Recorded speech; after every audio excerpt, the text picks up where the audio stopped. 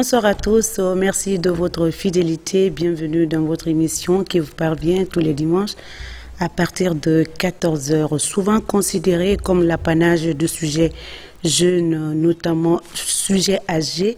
Je m'excuse, notamment sur les femmes. L'AVC, accident vasculaire cérébral, frappe également les plus jeunes. Cela semble en augmentation ces dernières années. La question que nous nous posons, qu'est-ce qui est à l'origine de ce transfèrement entre personnes âgées et la couche juvénile? Qu'est-ce qui a changé dans nos habitudes quotidiennes et initiales? Quelles sont les causes fondamentales? Voilà, entre autres questions, que notre invité, Dr Koumbassa, lieutenant Mohamed Lamine Koumbassa, médecin des armées, spécialiste en neurologie, chef de service de neurologie de l'hôpital militaire de Camp Almami Samori Touré, assistant de neurologie auprès de l'université de neurologie, chaire de neurologie, va essayer de répondre à nos différentes questions pour en savoir davantage sur le thème d'aujourd'hui. Mesdames et messieurs, restez avec nous. Encore une fois, bienvenue à tous.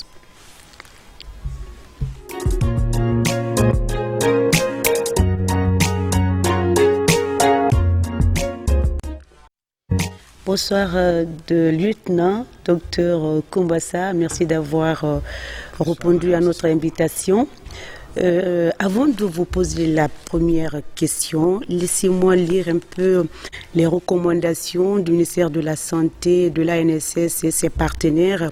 Ce qu'il faut, nous sommes en période de Covid-19, coronavirus encore appelé. Ce qu'il faut faire pour se protéger contre la maladie, il faut tousser éternuer ou tousser dans les coudes. Utilisez un mouchoir jetable. Après l'utilisation, vous le mettez dans une poubelle.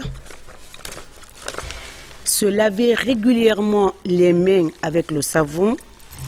Lorsque vous vous sentez malade, rendez-vous dans une structure de santé la plus proche de votre domicile. Évitez tout contact avec des personnes malades.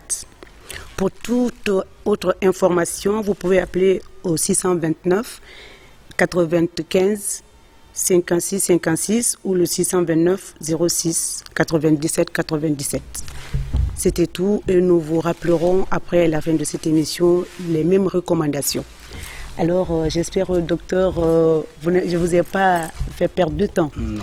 Alors, je disais donc, aujourd'hui, votre présence, nous avons toujours, nous autres, collé cette maladie appelée AVC, accident vasculaire cérébral, à la peau des personnes âgées, mais aujourd'hui, tel n'est pas le cas, d'où votre présence dans cette émission. Alors on dit, lorsque cette maladie touche une personne jeune, le coût pour la société est double jusqu'à la prise en charge médicale. Et c'est ce qui fait le poids double de cette maladie. La personne devient inactive, dépendant. C'est pourquoi on veut comprendre qu'est-ce que c'est. Pourquoi aujourd'hui les personnes âgées sont touchées, mais aussi les jeunes? Quels sont, d'abord vous nous dites, c'est quoi AVC, accident vasculaire cérébral? Il y a certainement d'autres nominations, n'est-ce pas? Oui.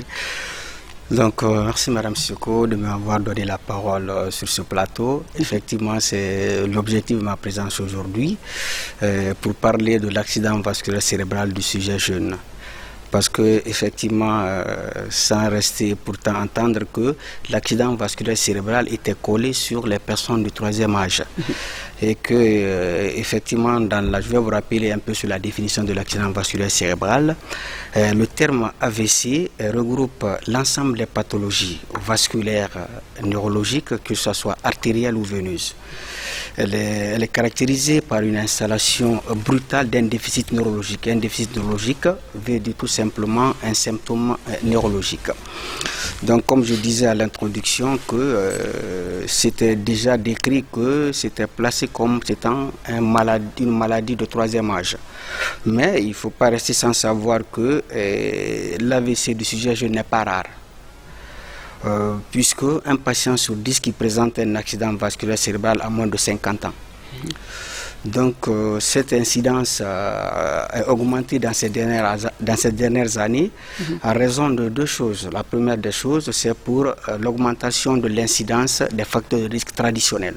Ces facteurs de risque traditionnels, à savoir l'hypertension artérielle, le diabète, le tabagisme, le cholestérol et l'obésité. Et puis la consommation de la substance illicite telle que le cannabis et la cocaïne qui est beaucoup plus augmentée à cette catégorie d'âge. D'accord. Donc bien que le pronostic fonctionnel et vital soit plus meilleur que les personnes âgées, mais nous gardons les conséquences socio-économiques très importantes qui fait que cette pathologie joue un enjeu majeur dans la prévention primaire ou secondaire. Donc, effectivement, il y a des facteurs, parce que quand nous prenons l'accident vasculaire cérébral, que ce soit sur le personne âgée, sur le sujet jeune, il est caractérisé parce qu'il représente également un handicap majeur. C'est le premier diagnostic d'un handicap physique, moteur, sur les personnes âgées que sur les personnes jeunes.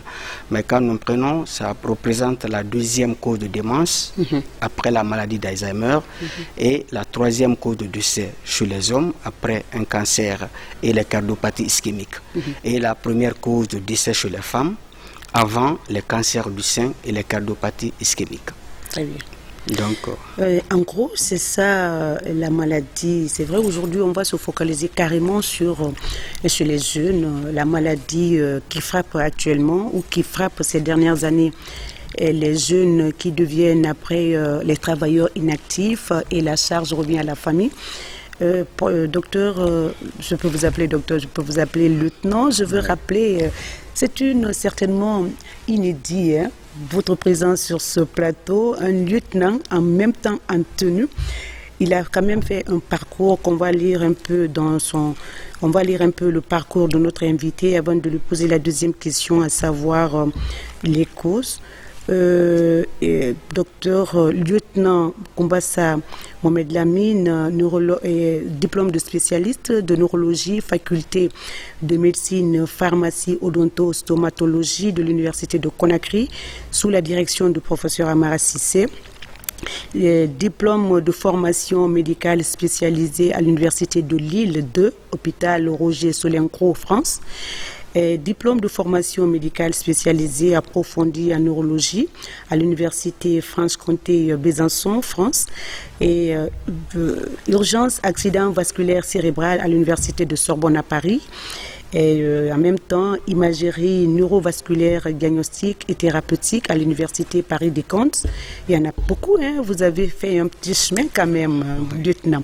Exploration neurophysiologie clinique à l'université de Sorbonne à Paris, et morphologie et imagerie du système nerveux central à l'université de Sorbonne. Et enfin, on se limite à ça, et mouvements anormaux et pathologie du mouvement. Alors, c'est vrai que vous avez fait un bout de chemin par rapport à ce que vous faites, la neurologie. Comme on parle des jeunes, la maladie chez les jeunes, vous faites la navette entre Conakry et de l'autre côté de la Méditerranée.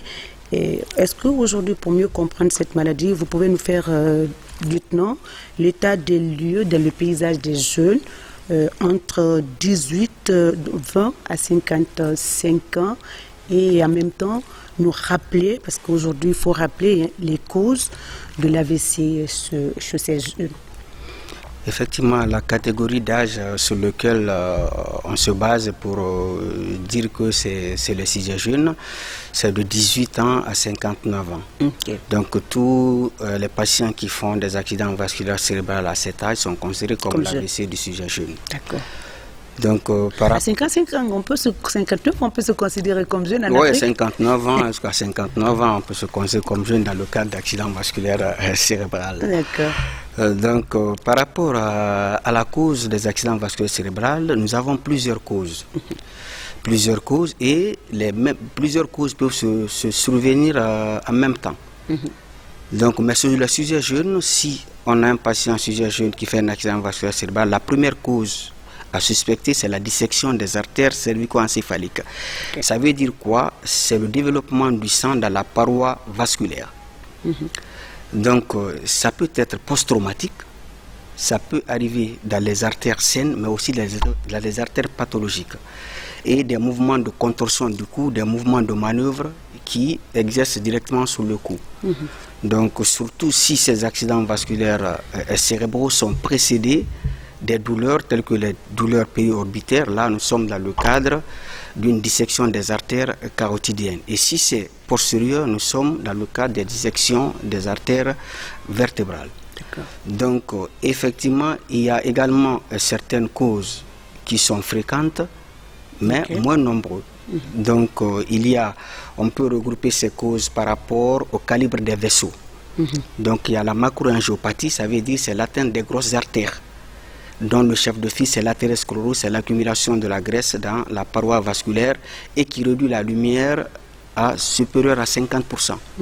Donc, également, nous avons la maladie d'Orton et les syndromes de vasoconstriction réversibles. Donc, dans le cadre des microangiopathies, c'est l'atteinte des petites artères, il y a des lacunes. Les lacunes, ce sont des infarctus qui sont moins de 15 mm et qui sont profonds, qui atteignent les petites artères ou les perforantes. Donc, ça peut être dû à l'hypertension artérielle qui est chronique, qui donne des dépôts de substances dans ces artères et qui peuvent être à l'origine des accidents vasculaires cérébraux. Donc nous avons également sur les sujets jeunes, on peut rencontrer des causes qui sont cardio-emboliques, c'est-à-dire des maladies cardiaques qui peuvent donner des emboles, qui peuvent occasionner des AVC au niveau du cerveau. Qu'est-ce que vous appelez ici des emboles?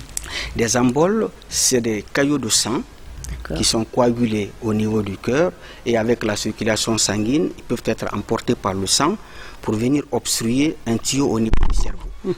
Donc par rapport à ces différentes cardiopathies, il y en a plein, mais on peut citer entre autres les fibrillations atriales qui est vraiment le chef de file. Il y a aussi pourquoi chef de file? Chef de file parce que c'est le plus fréquent. C'est le plus fréquent des cardiopathies emboligènes. Donc, il y a également des patients qui sont porteurs des valves mécaniques cardiaques. Il y a des patients qui ont des cardiopathies dilatées, des myxomes de l'oreillette, entre autres. Donc, il y a également des causes rares chez les sujets jeunes qu'on ne peut pas facilement trouver sur les sujets âgés. C'est pourquoi il y a cette particularité. Il y a les états prothrombotiques, tels que les hémopathies, qui peuvent donner des coagulations qui peuvent se détacher pour aller au niveau du cerveau. Il y a les coagulopathies intravasculaires disséminées et également les syndromes des antiphospholipides. Donc tout ça, ça fait partie des bilans d'AVC du sujet jeune, donc qui peuvent être à l'origine des accidents vasculaires cérébraux sur les sujets jeunes. Mais également, il y a aussi des causes rares, telles que qui sont métaboliques, telles que la drépanocytose, qui peuvent être à l'origine d'un accident vasculaire cérébral. Il y a la maladie de Fabry, surtout sur les sujets jeunes et qui sont femmes, qui ont présenté des accidents vasculaires cérébraux qui sont d'allure postérieure sans étiologie retrouvée. On peut demander ces maladies et nous avons également des mitochondriopathies. Il y a également des causes qui sont plus rares qui peuvent donner des AVC sur les sujets jeunes, telles que les sténoses intracrâniennes. Vous avez les sténoses intracrâniennes, on ne sait pas pourquoi ces sténoses sont là, mais ils ont des prédilections sur les sujets africains et sur les sujets asiatiques. Et qui demandent un certain traitement spécifique. Est-ce qu'il y a une explication scientifique à cela? Explication scientifique, on ne sait pas pourquoi cette particularité chez les Africains et chez les Asiatiques, mais les études ont montré que ces sujets présentent des sténoses intracrâniennes multiples qui peuvent être à l'origine des AVC à répétition. Vous voyez, donc il y a également des artéropathies, des anomalies des artères dues à la chimiothérapie ou à la radiothérapie. Les patients qui ont des cancers, qui sont en train de faire la chimio et la radiothérapie, qui peuvent abîmer les vaisseaux et qui peuvent être à l'origine des accidents vasculaires cérébraux. Il y a une cause encore qui est plus rare et qui est plus fréquente aussi en Afrique, c'est la dysplasie fibromusculaire. C'est un encoche qui se forme au niveau de la région bulbaire sur la carotide, le gros vaisseau qui prend le sang au niveau du cœur pour les envoyer au niveau du cerveau. Et ça aussi, ça demande un traitement spécifique. Donc, en dépit de toutes ces étiologies, il faut retenir que 25% des AVC restent sans cause. Mais pour pouvoir le déterminer, il faut faire d'abord un panoplie. Justement, c'est la question que je voulais vous poser. On dit 50, vous avez dit 25, ça dépend. Les cas des AVC, des accidents vasculaires cérébraux chez les jeunes est inexpliqué.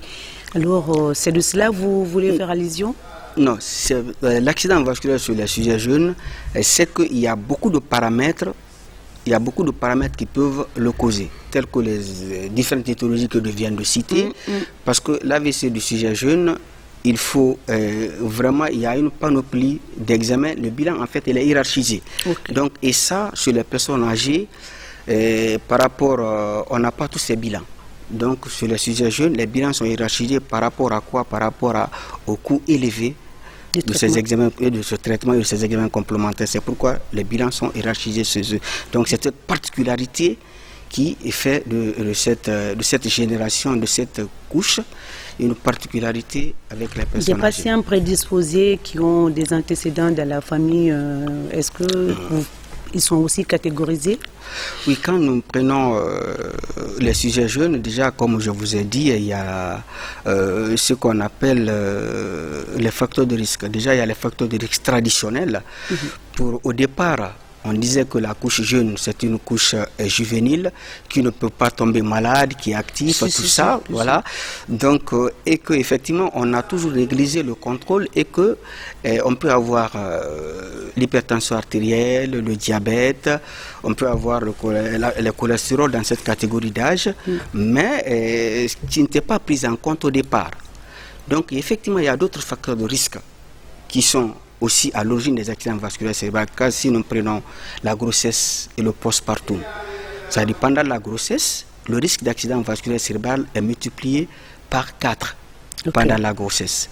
Donc, et que le risque est majoré en période péripartum, c'est-à-dire les 2 derniers jours de la grossesse et le premier jour du postpartum.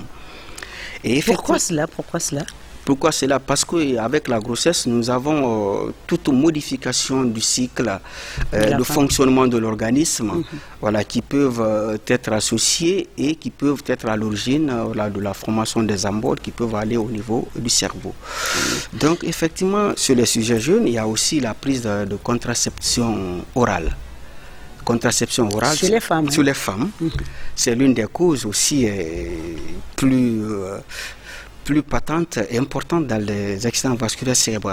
Parce que dans la prise de contraception orale, elle est démontrée dans les accidents veineux, tels que dans les thromboses veineuses cérébrales, mais également le risque aussi peut exister chez les femmes ou chez les jeunes filles qui prennent des contraceptions orales et qui sont dosées en oestrogène, parce que le risque est multiplié par 4 si c'est dosé en oestrogène et le risque est multiplié par 2 avec une dosage faible. Mais avec les contraceptions dosées par progestérone, le risque n'a pas été identifié, mais ça existe toujours. Donc tous ces risques-là diminuent quand la contraception orale sera arrêtée ou sera changée par d'autres types de contraception. Il y a aussi la maladie qu'on appelle la migraine.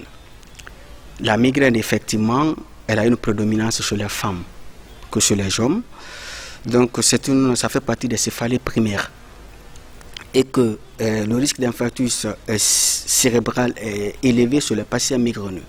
Mais le risque est majoré, effectivement, chez les patients qui font des migraines associées aux symptômes neurologiques qu'on appelle migraine avec aura. Le risque, voilà, elle est multipliée et le risque est majoré chez une femme qui est migraineuse, qui prend des contraceptifs oraux et qui fume. Donc le risque est d'autant plus élevé. D'accord. Lieutenant, on a parlé sujet jeune. En même temps, nous, on savait que quand même, cette maladie était déjà coulée à la peau des personnes âgées, comme vous l'avez dit. Est-ce que les facteurs favorisants sont pareils chez les jeunes et chez les personnes âgées? Chez les jeunes et chez les personnes âgées, les facteurs favorisants, les facteurs de risque traditionnels. Lesquels? Voilà, les facteurs tels que l'hypertension artérielle, le diabète, le cholestérol, le tabagisme et l'obésité peuvent être corrélés dans les 2 catégories d'âge. Mais il y a des spécificités telles que cette consommation de substances illicites, cette migraine, et que cette grossesse et du postpartum qui sont beaucoup plus corrélés. À chaque fois qu'on demande, on pose la question, les facteurs favorisants ou les facteurs de risque de la maladie, on commence par hypertension artérielle.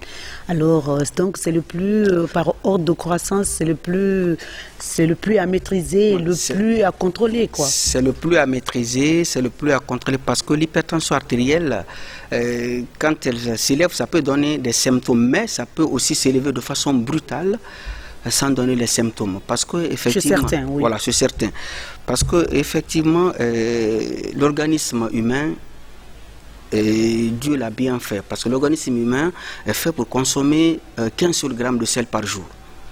Mais les statistiques ont montré qu'actuellement, nous consommons jusqu'à 12-13 grammes. C'est grave, ça. Voilà, donc qui fait que chez les personnes âgées, quand l'hypertension artérielle est là, il est chronique, ça fragilise des vaisseaux, mais il ne faut pas occulter aussi que chez les personnes jeunes qui peuvent développer l'hypertension artérielle à bas âge, peut aussi moduler les vaisseaux et puis donner des obstructions au niveau des vaisseaux.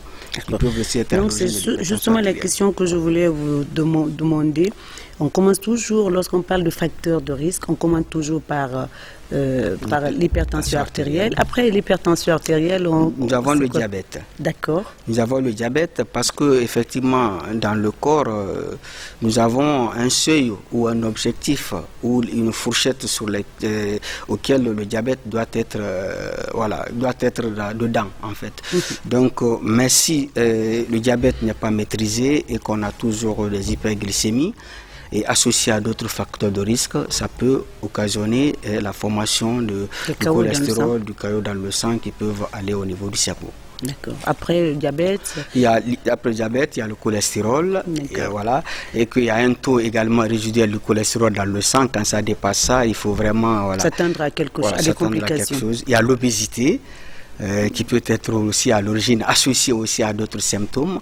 Le tabagisme, souvent, les gens ont tendance à comprendre que le tabagisme donne souvent un cancer du poumon, des problèmes au niveau du poumon, mais c'est pas le cas isolé. Ça donne aussi, ça fragilise des vaisseaux, ça donne des anomalies aussi au niveau des...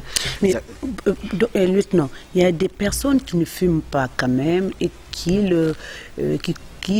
en tout cas, leur alimentation est vraiment modérée, mais qu'ils quand même développent la maladie un jour, à un certain âge.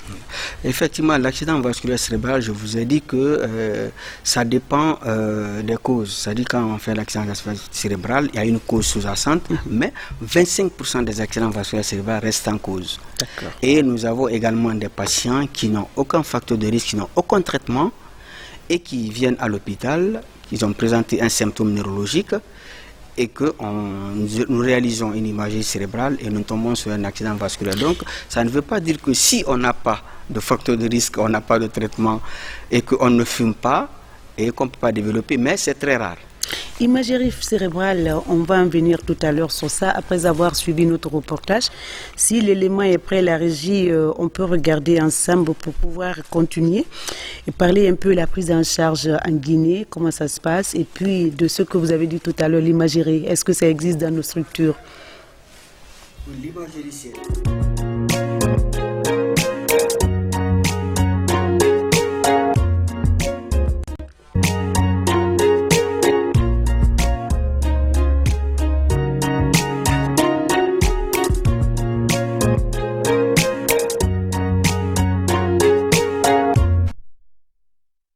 Ce sont eux les jeunes, la couche la plus exposée au cours de ces dernières décennies. En 2019, selon les enquêtes dans le service de neurologie de CHU Ignace Dine, sur 946 patients, 47,9% des jeunes sont victimes d'accidents vasculaires cérébraux. Il n'existe pas un, mais plusieurs facteurs qui expliquent ces AVC. Ces causes sont entraînées, avant de parler de ces causes, par des facteurs de risque cardiovasculaires. L'alcool, le tabac, le stress, la sédentarité. Ils sont des facteurs de risque majeurs pourvoyeurs de l'accident vasculaire cérébraux dans notre pays. D'abord, l'alimentation. Les drogues. Chez les sujets jeunes, il faut pas oublier les causes hémodynamiques, les maladies du sang, les maladies systémiques. Oui, les maladies systémiques, la drépanocytose chez l'enfant, les femmes en création vont mettre les pilules, les progestatifs. Ça peut être des causes aussi des AVC. Absolument, il ne faut pas négliger, c'est extrêmement important.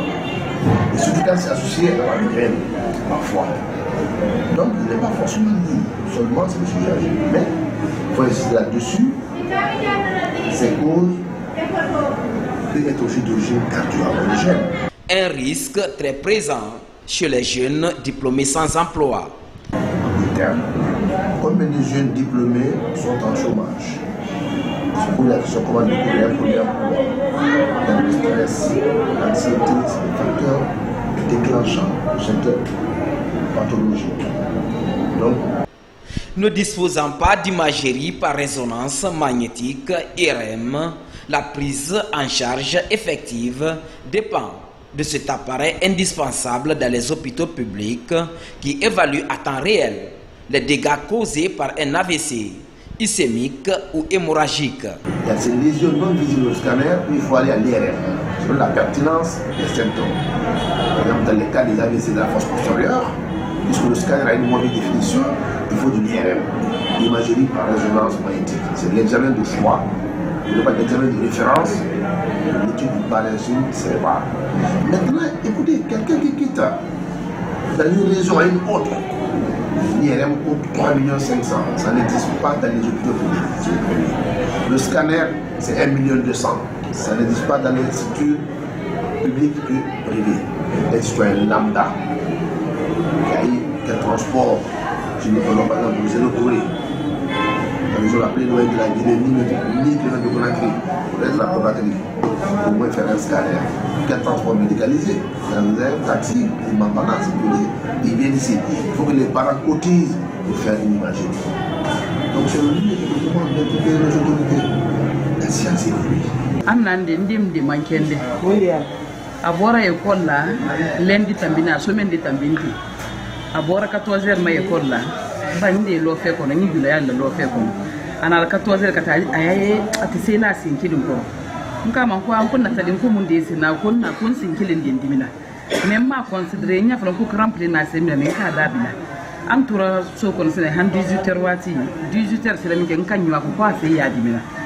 An wara lu man ka moto ta an wara lu jani so man ka ya bulike le vati se la bulike le ban koro nko ndem so man ko en ko dem kende ko suro nko atun sira se kele koro nko jani so man ko abulike le ban ka se la ko nko din ta bai wadi daftani aka din ta ka wadi daftani jana ko 14h ka visite jana ko 14h da fa na balu jenkela. Maladie vasculaire cérébrale constitue la première cause de handicap moteur acquis de l'adulte, la deuxième cause de démence après Alzheimer et troisième cause de décès après le cancer. Pour prévenir la maladie, quelques indicateurs sont indispensables, notamment l'hygiéno-diététique et le stress, entre autres.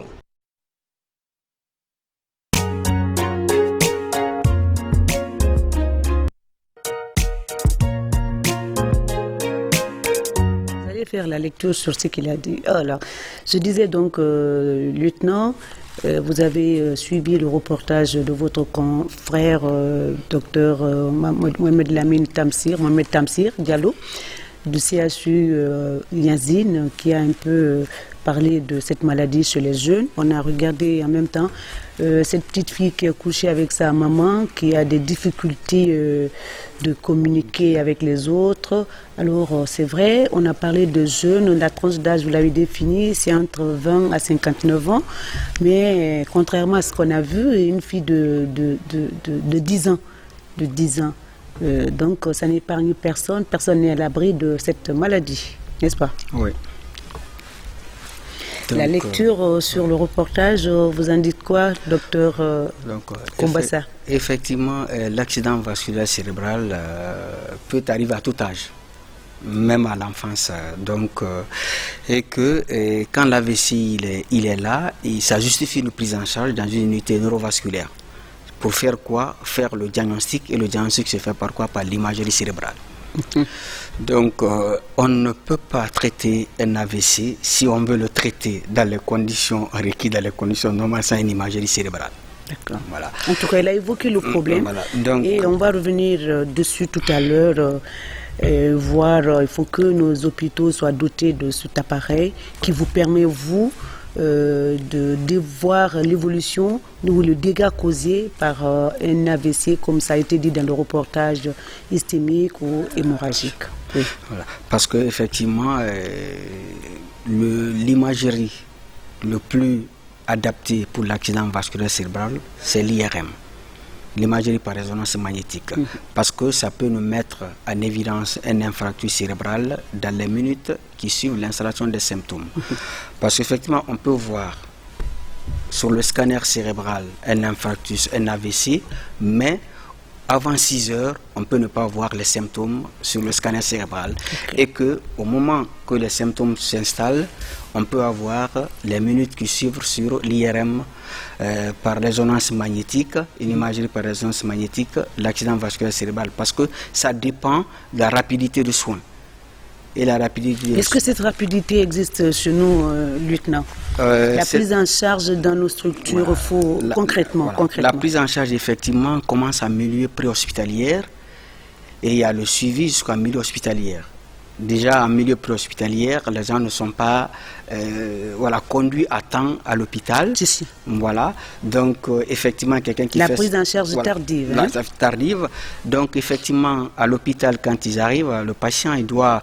les patients qui arrivent directement au service des urgences, donc effectivement, ils doivent contacter un neurologue qui doit le voir rapidement et puis le conduire à l'imagerie cérébrale. Mais on n'a pas accès très rapidement à l'imagerie cérébrale et que s'il faut agir dans le temps, dans les accidents vasculaires cérébrales ischémiques, c'est-à-dire 4h30 minutes de symptômes. Après ça, c'est compliqué. Après ça, c'est compliqué. Il y a un risque de saignement et puis effectivement, le traitement aussi devient compliqué. Le traitement devient compliqué et la récupération aussi devient compliquée. D'accord. Et comme tout devient compliqué, qu'est-ce qu'il faut dans ce cas pour que le travail soit facile pour vous, lieutenant? Le travail soit facile pour nous, déjà en aval, en préhospitalière, c'est que c'est de conduire très rapidement les patients qui présentent les symptômes directement dans les structures sanitaires, aux urgences ou dans les services de neurologie. Et une fois là, il faut que les hôpitaux soient dotés en imagerie médicale. Et quelle imagerie médicale? C'est l'IRM.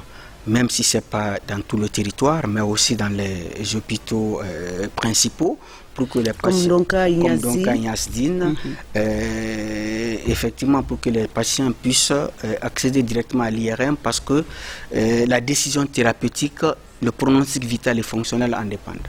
Très bien. Bientôt, c'est la deuxième partie. Vous pouvez nous joindre donc au 620 58 90 73. Mais avant que le téléphone sonne, moi j'ai deux autres questions à vous poser, lieutenant. Le coût de traitement de cette maladie, c'est très élevé. Effectivement, la prise en charge de façon globale d'un accident vasculaire cérébral, le coût est très élevé. Le coût est très élevé parce que effectivement, moi je suis en train de faire une étude actuellement à l'hôpital d'Orsay en France sur le coût des examens complémentaires. Seulement les examens complémentaires, ce n'est pas les médicaments qu'on donne, ce n'est pas les imageries qu'on fasse, mais seulement sur la prise du sang, sur l'AVC du sujet jeune. Le bilan d'AVC du sujet jeune. Donc j'ai clôturé mon étude avant de venir. La moyenne, c'est 1000 et quelques euros par patient. Donc voilà, donc ça ne fait pas partie des médicaments qu'on administre, ça ne fait pas partie des imageries les examens, qu'on fasse. Donc l'idéal est qu'il faut prévenir que guérir. Justement, comment éviter donc cette maladie? Donc pour l'éviter, d'abord, ça commence par la sensibilisation. Il faut sensibiliser, élargir la sensibilisation, parce qu'il faut que les patients se rendent compte que, effectivement, j'ai présenté les symptômes d'un accident vasculaire cérébral. J'ai eu un déficit de la main, je ne peux pas bouger la main. Alors, docteur, vous avez parlé tout à l'heure des symptômes. Comment reconnaître les signes d'un accident vasculaire cérébral? Comment reconnaît-on ces signes-là? Les signes, effectivement, d'un accident vasculaire cérébral, les signes sont multiples. Et ces signes peuvent être regroupés en même temps ou les signes peuvent parvenir de façon isolée. Mais le déficit, les signes arrivent de façon brutale. D'abord, c'est la spécificité d'un accident vasculaire cérébral. C'est l'apparition brutale des symptômes. Le patient est là, il sent que son membre ne bouge pas. Un côté ne bouge pas, il n'arrive pas à se lever, ou bien il ne sent pas un côté très bien par rapport à l'autre.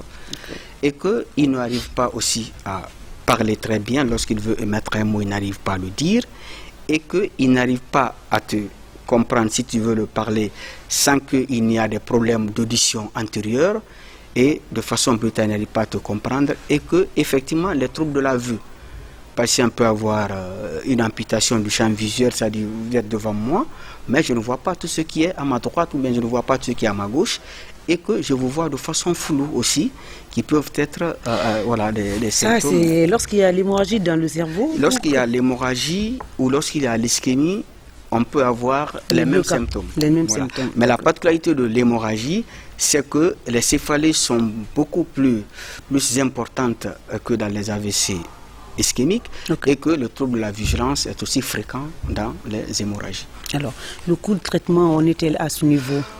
Effectivement, le coût de traitement il est très élevé. Je disais que je faisais seulement sur l'AVC du sujet jeune, le bilan d'AVC du sujet jeune, ça avoisinait, la moyenne avoisinait les 1000 €. Donc, le coût est très élevé. Ça, c'est hormis les médicaments, hormis les radios. Hormis les radios, hormis l'IRM. Et puis, l'IRM, dans le reportage, ça a été dit, c'est 3 millions et quelques. Et puis, ça, c'est à la caisse qu'on le fait. Et je ne sais pas s'il y a une autre structure. Et puis, 1,2 million, effectivement, ça aussi, ça, c'est dans une autre structure. Donc, Niazine n'est pas doté de ces équipements, docteur. C'est vrai, vous servez au camp Almami. Est-ce que dans vos structures, vous avez ces appareils ou bien vous avez cet appareil IRM? Parce qu'actuellement, effectivement, le service de santé des armées n'a pas cet appareil, mais les autorités sont en train de mettre les bouchées doubles pour avoir une IRM cérébrale, un scanner cérébral, parce que quand vous rentrez dans l'hôpital de Kansamori, il y a le nouveau bâtiment qui est là, qui doit habiliter ces différentes machines, que ce soit l'IRM et le scanner. Déjà, il y a la radiographie numérique qui est fonctionnelle déjà, donc ils faisaient par palier, donc ils sont en train de voir pour le problème de scanner. Mais est-ce que tout le monde ne peut pas aller au camp? Nous on veut aussi à Yazine, donc après l'ouverture. Ouais, parce qu'effectivement le Kansamori, on dit que c'est l'hôpital militaire, mais quand tu prends le statistique, il y a plus de civils qui sont traités que de militaires. Pourquoi? Voilà. Parce qu'il y a de bons médecins ou quoi? Pourquoi? Je ne sais pas, ça dépend de l'appréciation des malades. D'accord. Peut-être, c'est... la deuxième partie, le numéro déjà sonne. Comment éviter les recommandations? On va profiter au fur et à mesure. Vous allez répondre ces autres questions. Il y a un téléspectateur qui vous appelle. C'est parti, on va profiter. Comment éviter la maladie, les recommandations spécifiques pour réduire le taux de prévalence de cette maladie chez les sujets jeunes. Ok, effectivement, c'est la prise en charge en aval. C'est-à-dire, comme on aime le dire, mieux prévenir que guérir. Mieux prévenir que guérir. Donc, d'abord, j'ai commencé par la sensibilisation, et après cette sensibilisation, il faut prendre en compte les facteurs. Il faut que les gens se consultent plusieurs fois, même pas par mois, mais à chaque 3 mois, à chaque 6 mois, qu'ils fassent une fois par an, selon les moyens. Voilà, selon les moyens, faire un bilan pour dépistage des facteurs de risque vasculaire pour pouvoir prévenir cet accident vasculaire cérébral. D'accord. Les appels, ça s'enchaîne, mais on va continuer. Lieutenant, les recommandations aujourd'hui pour ceux qui regardent cette émission et à l'endroit des autorités. À l'endroit des autorités, d'abord, Alors, on va prendre cet appel, parce que cette fois-ci, ils sont prioritaires. C'est la deuxième partie. Allô? C'est parti, malheureusement. Oui. Voilà, on disait que effectivement, c'est la population de conduire très rapidement des gens sur lesquels qui présentent les symptômes devant eux à l'hôpital, et au service des urgences, il faut faire rapidement le tri pour orienter le patient vers un service de neurologie ou appeler un neurologue pour pouvoir le voir. Et pour l'éviter de façon globale, comme j'ai dit, les facteurs de risque. Allô, oui. Allô? C'est parti. Voilà. Comme je disais, si tu es une patiente ou un patient migraineux et que tu prends du tabac, tu prends de la cocaïne, au fait, c'est de pouvoir vraiment, voilà. D'accord. On en revient tout à l'heure. Allô? Allô? Oui, bonsoir, monsieur. Oui, bonsoir, vous allez bien? Votre nom, d'où vous nous appelez? Moi, c'est Elage Kamara, je suis à Kuntia. Ah, vous êtes à où? Kuntia. Oui, nous vous écoutons, monsieur, s'il vous plaît. Oui, je vous appelle par rapport aux crampes qui peut attaquer, par exemple, la nuit, presque tous les membres. Je ne sais pas qu'est-ce qu'il faut faire et qu'est-ce qui fait ça. Bon, alors, nous... Voilà, c'est ça ma question. Votre question, je crois que ça n'a rien à voir avec le thème d'aujourd'hui. Allô? Son problème, c'est les crampes que l'on peut avoir la nuit. Est-ce que ça aussi, ça fait partie des signes d'un AVC? Les crampes, non, ça ne fait pas partie des signes d'accident vasculaire cérébral. D'accord. Donc ça peut être d'autres pathologies, voilà, mais si il peut passer voir un généraliste pour pouvoir l'orienter. Ouais. Allô? Allô? Allô? Allô? Bon, on va continuer, on ne peut pas continuer. Le téléphone. Alors, c'est coupé, c'est parti. C'était les recommandations. Lieutenant Kumbassa. Oui, les recommandations comme... Malheureusement, c'est pas pour vous couper, mais bon, c'est la deuxième partie, c'est les téléspectateurs qui doivent appeler. Allô? Allô? Allô, oui, bonsoir monsieur. Bonsoir, allez bien? Très bien, votre nom, d'où vous nous appelez? Je m'appelle Ali Badrakalo, je les appelle à Simbaya. Simbaya, nous vous écoutons monsieur Kalo. Ok, et par exemple, les gens qui n'ont pas d'argent et pourtant ils sont déjà à l'hôpital, qu'est-ce que vous allez faire? Les gens qui n'ont pas d'enfants? Qui n'ont pas d'argent. D'argent? D'argent. Oui, ils n'ont pas d'argent. Et qui sont malades d'un AVC, quoi. Oui. Qu'est-ce qu'il faut faire? Ah, c'est une question pertinente. Hein? Alors, la subvention de l'État, la prise en charge, qu'est-ce qu'il faut pour les plus démunis? Voilà, parce que là, c'est une question que voilà, je ne pourrais pas répondre. Essayez de répondre. Quand quelqu'un vient, il n'a pas d'argent, vous faites quoi pour la personne? Non, pour...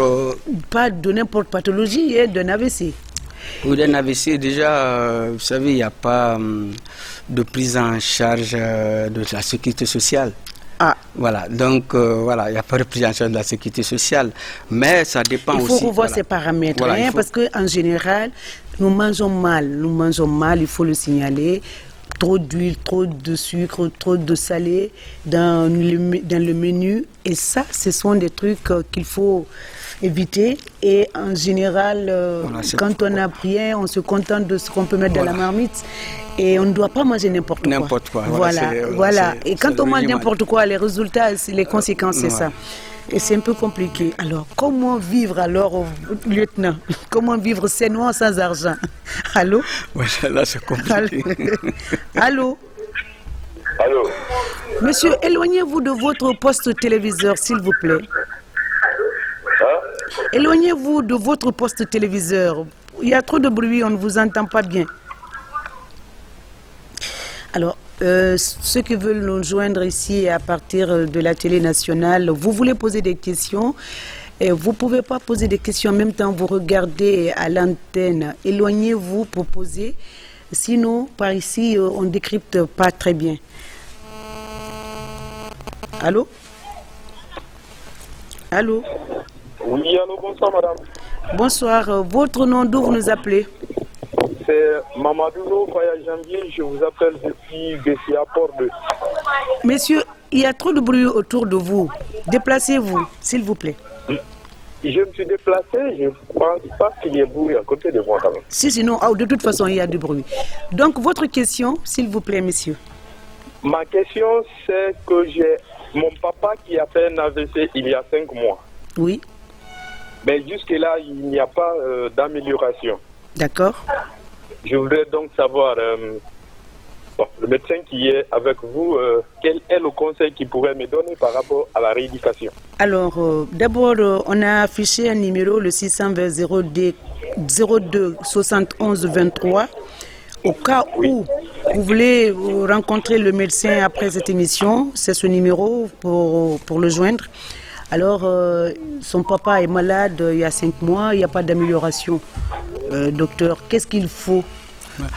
Parce qu'on disait au départ que l'accident vasculaire cérébral, quand il est là, il faut lutter contre le temps. Le temps.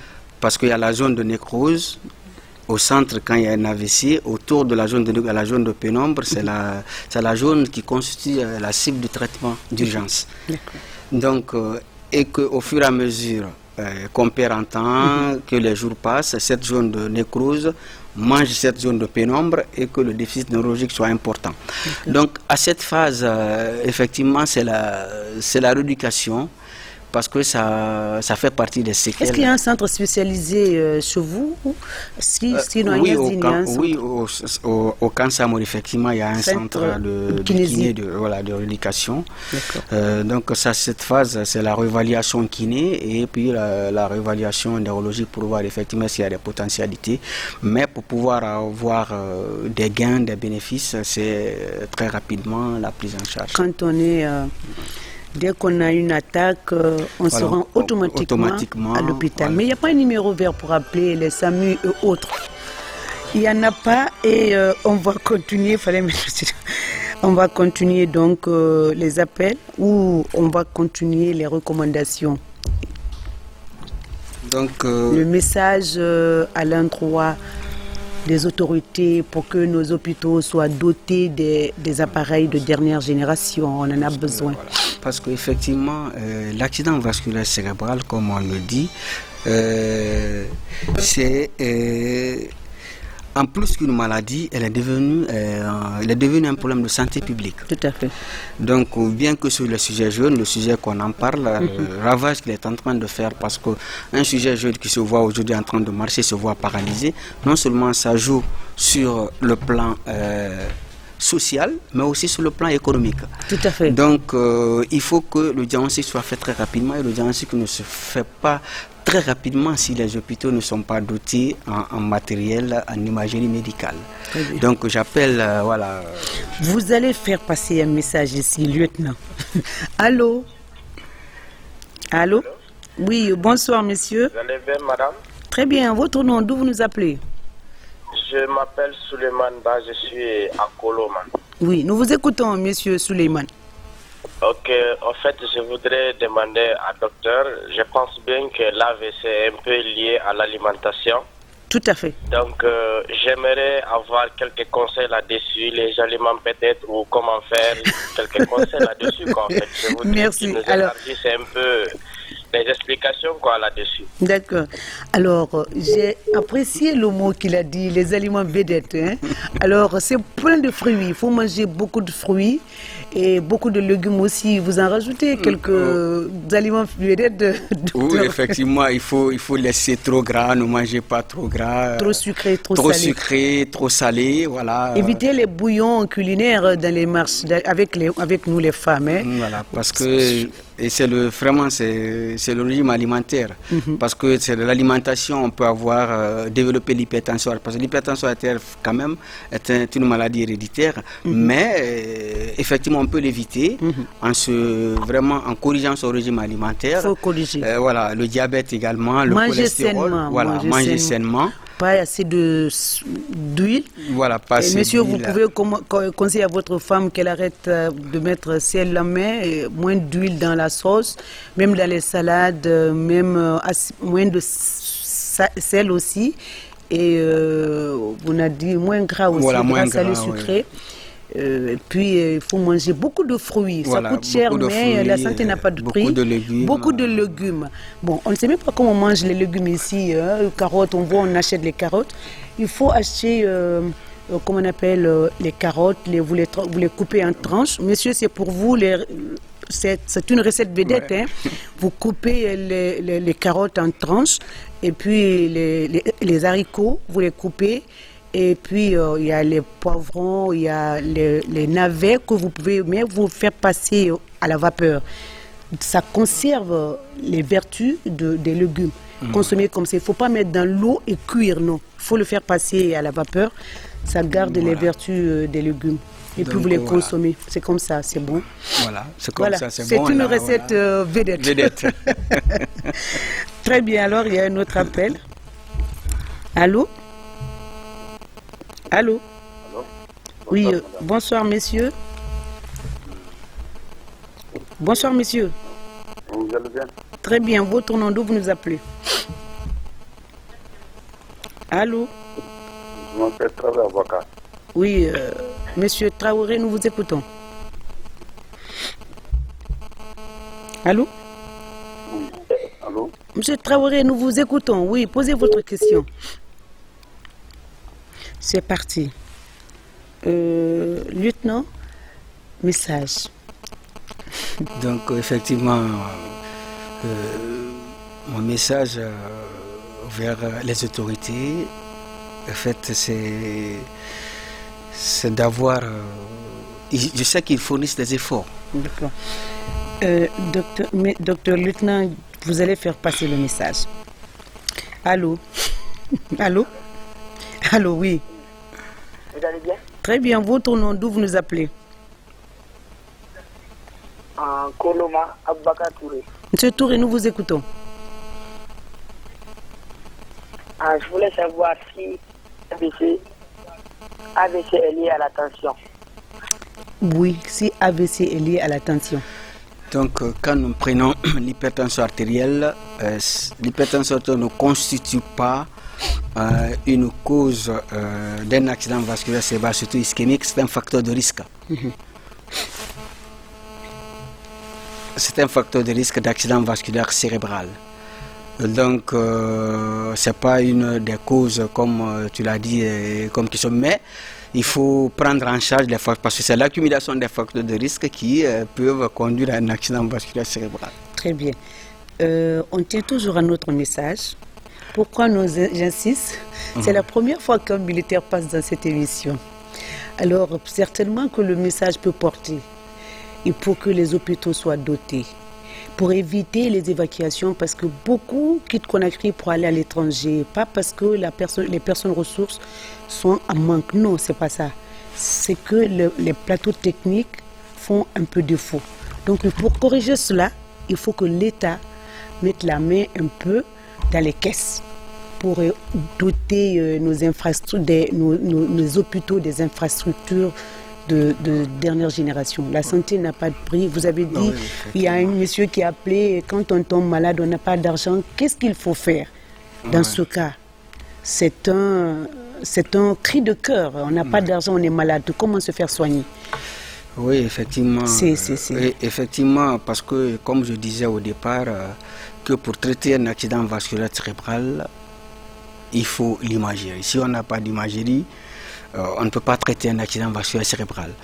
Et qu'on ne peut pas évacuer un accident vasculaire cérébral. Parce que le délai de prise en charge, c'est 4h30. Comment on peut évacuer quelqu'un qui doit être traité dans les 4h30? Donc il faut qu'il y ait vraiment les moyens, il faut qu'il y ait vraiment le matériel autour de toi, dans les structures sanitaires. D'accord. Allô, on a passé le temps. Allô? C'est parti.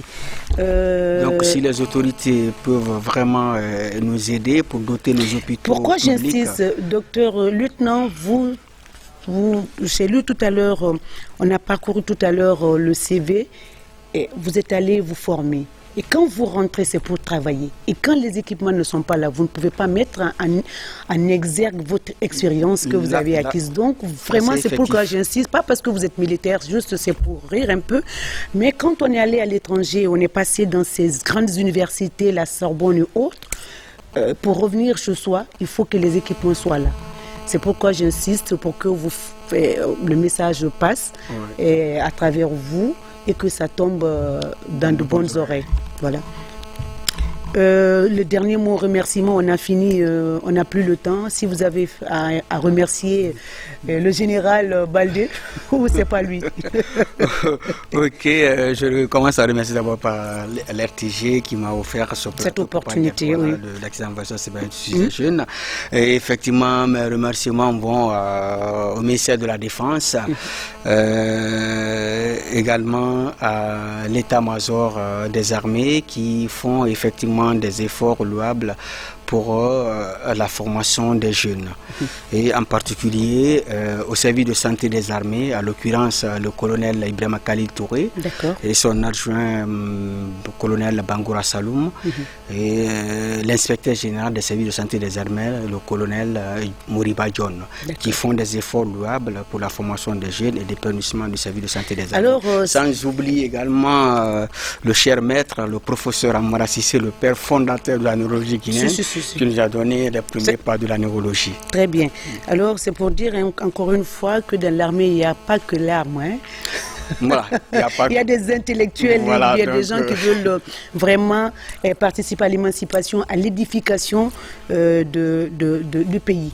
C'est sur ces mots, lieutenant Koumbassa, médecin des armées, spécialiste en neurologie, chef de service de neurologie de l'hôpital militaire du camp Almamissa Mori Touré, assistant de neurologie auprès de l'université de neurologie, chaire de neurologie. Alors on va un peu parcourir des diplômes, des spécialités que vous avez eu à faire. Neurologue, faculté de médecine, pharmacie, odonto, stomatologie de l'université de Conakry, et diplôme de formation médicale spécialisée à l'université de Lille, à Lille 2, à l'hôpital Roger Solecro, France. Est-ce que j'ai bien prononcé? C'est comme ça? À Salengro, en France. Diplôme de formation également médicale spécialisée approfondie en neurologie à l'université de Franche-Comté, Besançon.